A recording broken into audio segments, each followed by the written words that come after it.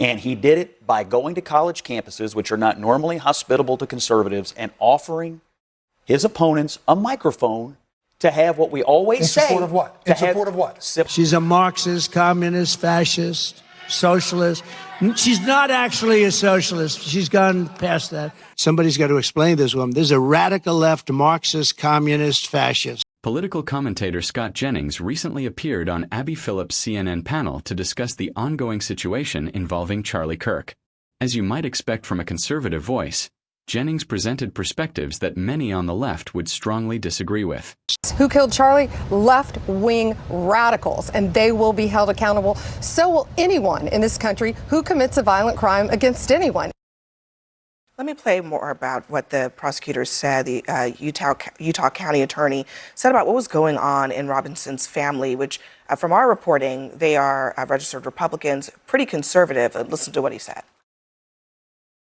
Robinson's mother explained that over the last year or so, Robinson had become more political and had started to lean more to the left. This resulted in several discussions with family members, but especially between Robinson and his father, who have very different political views. Robinson: since Trump got into office, my dad has been pretty diehard MAGA. Until the conflict started right now, it seemed. But you know what, I gotta tell you, there's so much more that needs to be said. You read a couple of excerpts from some of his texts. One of his texts said, when asked, how long have you been thinking about this? A week and a half. It wasn't, I've been thinking about this for the last year and a half. He said a week and a half. If we're gonna believe what he said in other places in his text, why not believe that? What does that say to you? What it says to me is that I think there are people who are trying to pigeonhole this as a leftist thing and a right thing. And what we're really talking about, hear me, because I'm going to throw you when I say this. We're talking about a love-torn child, a kid. This is probably his first real relationship, and somebody was disparaging the person that he loved. He sat on that building for 30 minutes before he took the shot.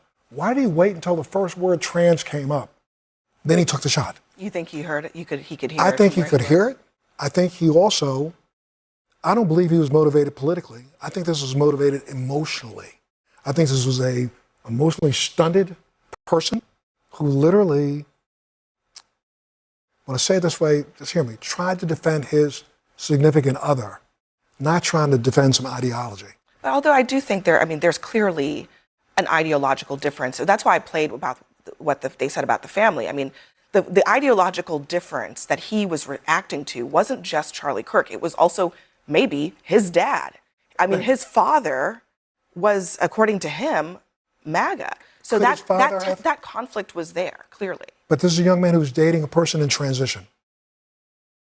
And I'm a conservative father, and I question, let's say my daughter brought home the first guy that she brought home. I question the guy that he brought home, she brought home.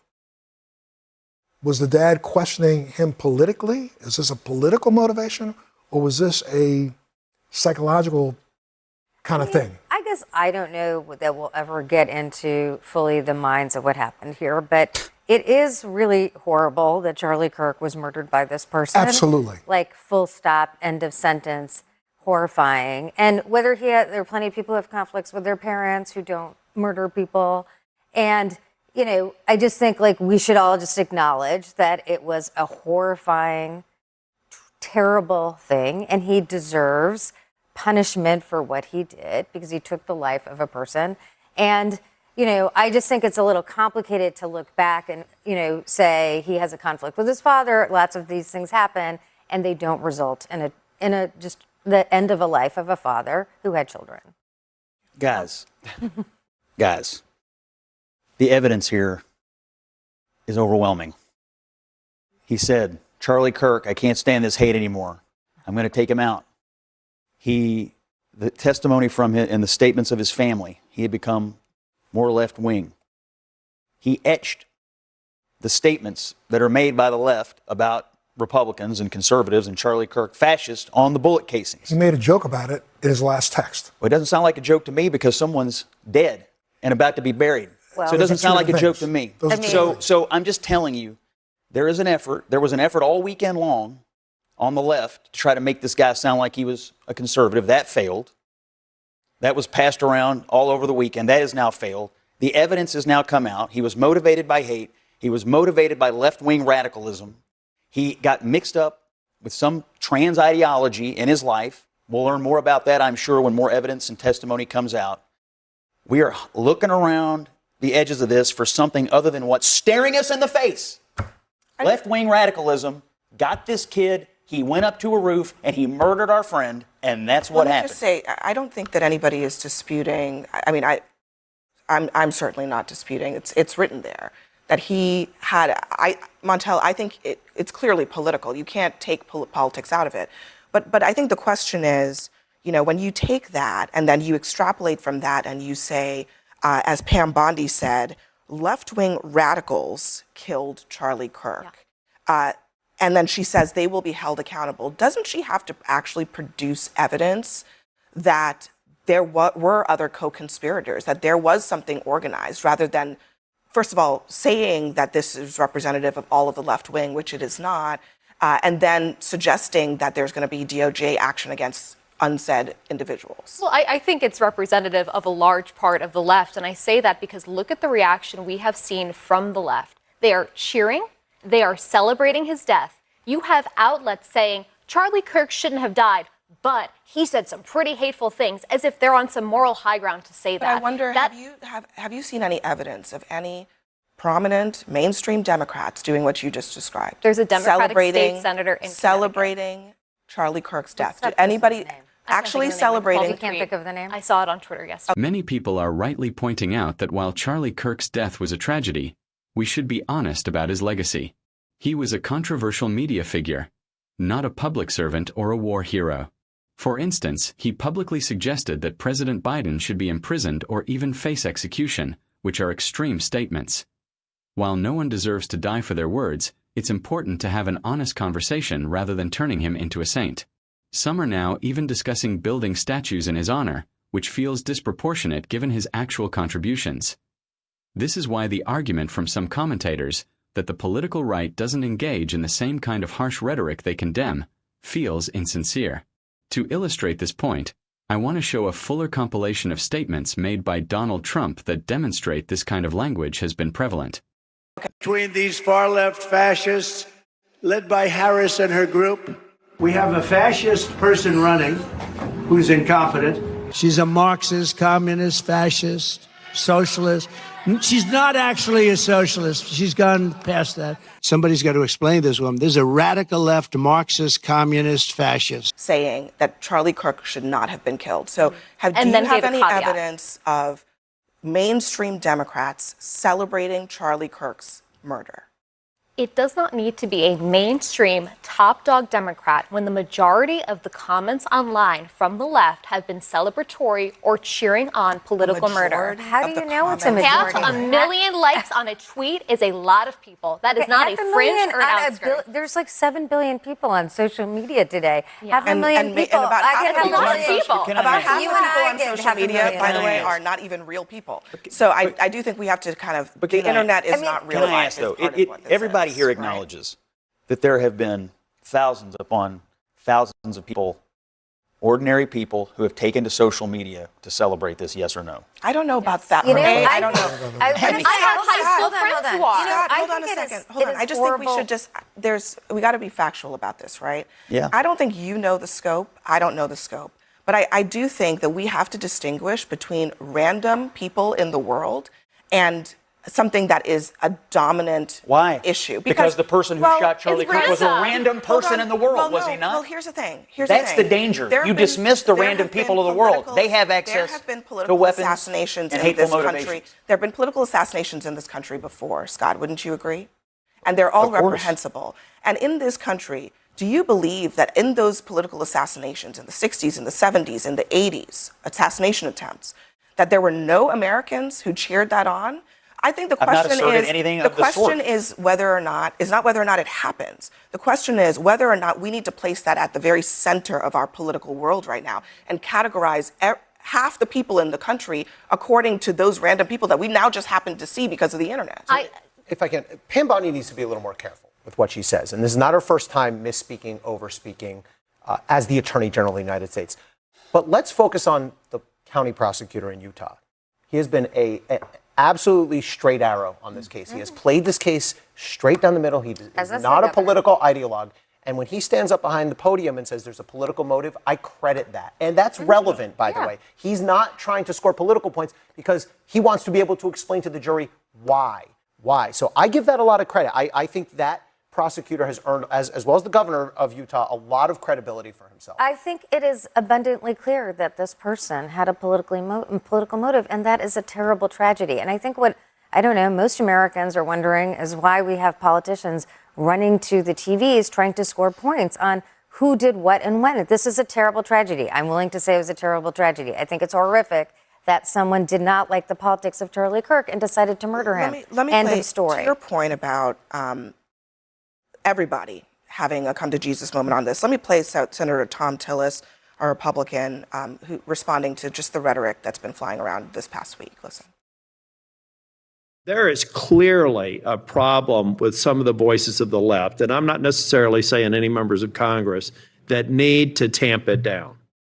Having said that, within 24 hours of Mr. Kirk's shooting, we had the guy that does the podcast for the War Room and another guy who's denied the Sandy Hook shootings say we're at war. I'm just saying that there are people out here on our side of the aisle that still need to look in the mirror.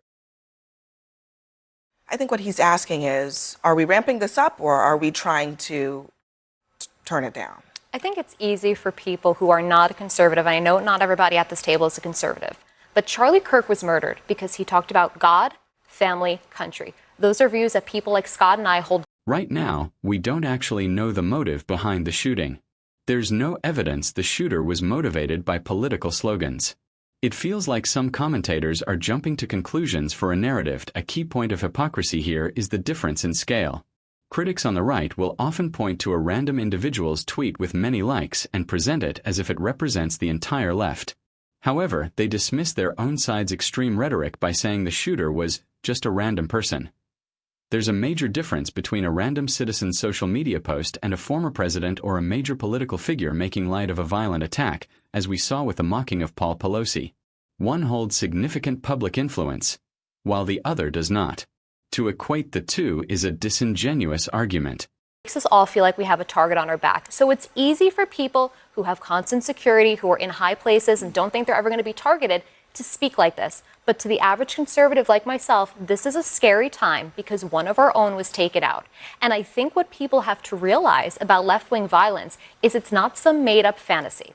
There are 3 court cases going on today for assassinations: Luigi Mangione, Ryan Ruth, and Tyler Robinson. What do all 3 have in common?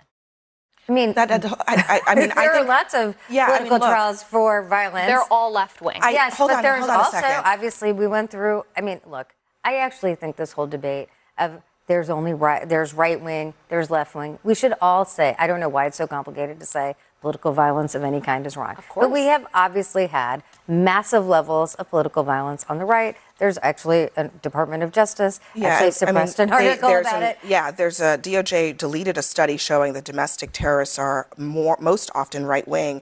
And here's what that study said. Since 1990, far-right extremists have committed far more ideologically motivated homicides than far-left or radical Islamist extremists, including 227 events that took more than 520 lives.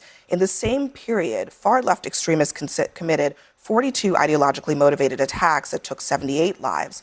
Now, what you're saying about those 3 cases is important and relevant, that those things happened, but I think we need to not confuse the most recent for the most common. And essentially, and also, by the way, the most prominent for the most common, because there's a lot of violence happening that doesn't hit the headlines. And so are we, it feels like there's a desire, obviously, on the right, because this is so painful in this moment, obviously, for them, and rightfully so, to address this part of it, and we should. But I don't think we should lose the forest for the trees here. There's a lot going on in this country, and we don't always talk about it on this show, but it's still happening, and it's being tracked by the federal government, or at least it was until yesterday. Can we, for 1 second, understand that as we continue, Scott just got all angry, got real mad. Face it, it's gotta be this, it's gotta be this, it's gotta be this. Why can't we have a discussion about How long is it going to take for us Yeah, to by the way, figure I out a am way to angry. come back together? Just to Hold be on a second. clear, Can I we- am angry. Can we just let him finish? I am Scott, angry. Scott, I'll let you Because talk. I knew it. Scott, I am I'll angry. let you talk in just a second. Go ahead. Could we spend as much time figuring out how we bridge this and come back together again? You know, I used to have a note on my producer's desk when I did my show that was said, we don't belabor what happens, we try to figure out why it happens and come up with solutions. Right now, all we're doing is belaboring what happened over and over and over and over again. We're not going to sit down and try to figure out how do we stop it. If we You want got to to go stop after political violence, left-wing terrorists. That's actually exactly the conversation we're having, is we're acknowledging there's a problem. I am channeling the emotions of millions of conservatives who are angry. They knew Charlie. They loved Charlie. They viewed Charlie as a mainstream conservative Republican voice who talked about issues that millions of Americans believe. He also talked about his faith. And he did it by going to college campuses, which are not normally hospitable to conservatives, and offering his opponents a microphone to have what we always say. in support of what? to In support have of what? Civil discourse. Not only that, but support of the First Amendment. And he guess made what? sure He- that people had an opportunity guess to what? stand He in was- a room and talk. He was murdered trying to do what we always say. Why don't we talk to each other? So yes, it's not even been a week. So you're going to have to give us a little grace on being angry about somebody who did what you always say that we should do. Let's talk. We didn't And he get got much killed. grace over. Did he we got get more killed. than a week's grace over So- two Michigan elected officials who were murdered? Minnesota. Did we give? Was it 3 weeks before we decided to say that there was something wrong with Speaker Pelosi's husband being hit in the head with a hammer? It's important to acknowledge the clear double standard in political rhetoric. While some commentators are quick to blame a random individual's actions on the entire left, they often ignore inflammatory statements from prominent leaders on their own side. We've seen serious incidents like the attack on Paul Pelosi be mocked by major political figures, which is entirely different from a random person's social media post. The argument that political violence is a one-sided issue isn't convincing. For years, a segment of media and political leadership has used language that frames political opponents not just as wrong, but as evil or subhuman. This constant messaging, which aims to keep a base energized through anger, contributes to a toxic environment. It's not about finding common ground or celebrating what's good in the country. It's about perpetuating a cycle of outrage. That's why calls for unity often fall flat. They aren't met with good faith. When someone suggests we need to come together, the response is often to immediately point fingers at the other side as the sole source of the problem. This refusal to acknowledge the role that powerful voices on the right play in escalating rhetoric is a key part of the issue. What do you think? Is the blame for political violence one-sided? Or is it a broader problem? Let me know your thoughts in the comments below. If you found this analysis insightful, please like and subscribe for more.